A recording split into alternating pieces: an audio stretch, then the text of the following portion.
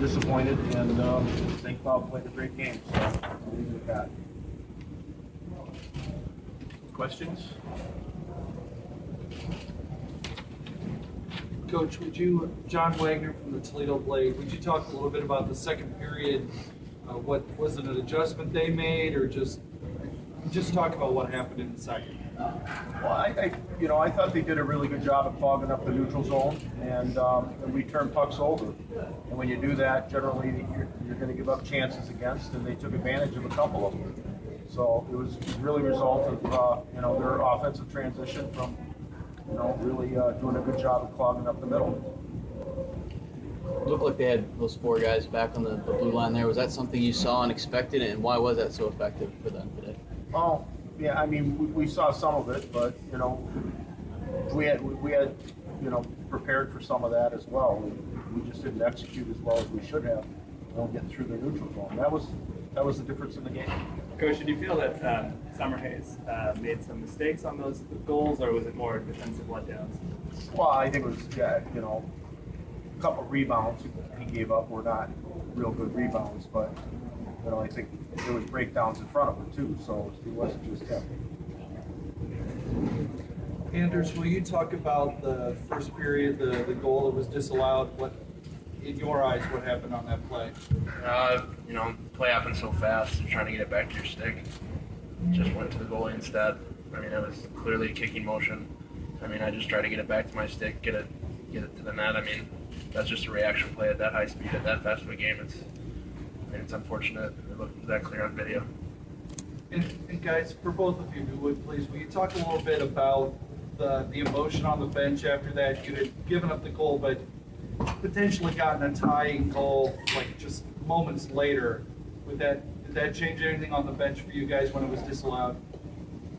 I don't think so. I think everyone kind of knows on the bench, on the ice, when a play is going to be disallowed. So I think they played a great first period, especially in the second, not being able to get shots on net. That's why they were able to take that 1-goal lead and turn it into 2, 3, 4.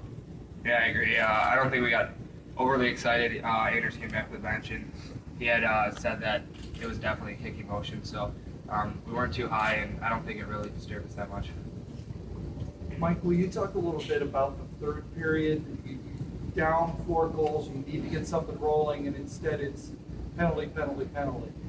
Yeah, I mean, we wanted to come out with a lot of energy. We wanted to stay out of the penalty box. Obviously, that didn't happen, but we knew that if we were going to win the game, we'd have to take some chances. So the penalties definitely didn't help us, but I mean, we were doing it to ourselves. Coach, is it any consolation to you that this team really battled back at the end of the year? You guys had a little bit of kind of a rough patch kind of in the middle of the season, but you came on strong and just couldn't get going for one game.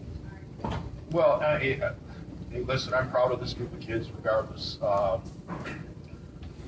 They had a good season, not good enough.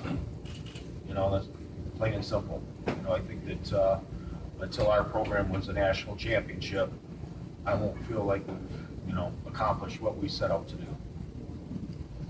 Anders, what was, I guess, the bench like? You're down 4-0. The game has kind of gotten away from you. What was the feeling there? It's tough. I mean, you're down 3-1, 3-0, 4-1, what have you. But we got to stick by each other, have each other's backs, battle through the rest of the game, and we did that. We showed a little bit of resiliency at the end. I mean, we just couldn't get our bounces in the third period. But it's difficult. It's hard to come back from a 4-goal deficit. It's hard to come back from a 1-goal deficit, especially at this time of the year, and we didn't do it. Coach Jackson, when you talk about it, did you notice, was your team as fast as it was at Joe Louis? It seemed to, I want your opinion on Well, speed, a lot of speed is created through puck movement. And, like I said earlier, is that I thought we were making too many mistakes with the puck through the neutral zone, which makes you look slower, I mean, that's what happens when you're, St. Cloud, like I said, clogs up the middle really well, and that is what happens. That's the end result. No, we didn't look the same, but we weren't playing, we weren't playing a team that plays the same way either. Coach, obviously it's a small senior class, but could you comment on Your thoughts on fourth seniors? 4 great kids. You know, I'm extremely proud of them and their careers. You know, they're all going to graduate with a degree from Notre Dame. They were good citizens off the ice. They were, you know, great as far as coaching them on a day-to-day basis. All great kids with positive attitudes, and they've all had their ups and downs. I mean, we had one senior wasn't playing tonight, but they've all maintained a good attitude throughout their entire careers. So if they were in the lineup or weren't, I mean, they basically you know, strong character kids that are going to have bright futures ahead of themselves. Went with Mike in the third. Was that just to get him on the ice as a senior in his last game? Yeah, but I was also trying to get some kind of a spark. You know, we needed something at that point because I certainly wasn't going to give in. I mean, miracles do happen. So, based on the way you guys played in Detroit, are you surprised by this outcome? You never really know because you're playing a different opponent, you're playing in a different league, you're a different venue, you're playing with different types of officials. You know, there's so many variables when you go in the NCAA tournament. It's quite a bit different when you're accustomed to playing. I mean, we played Michigan 5 times this year. I mean, they knew us, we knew them probably as well as anybody. You know, so it is different. And I didn't sense this. I mean, the game is so slow. You know, between the TV timeouts, the ice conditions, I mean, the empty building, you know, something has to be done to make the NCAA tournament exciting. At least in Detroit last year, there was a sense of excitement in the building. And it didn't seem like the timeouts were dragging on and on and on. You know, I mean, this is the NCAA tournament. Is anybody watching college basketball? It's not like this. You know, something needs to be done.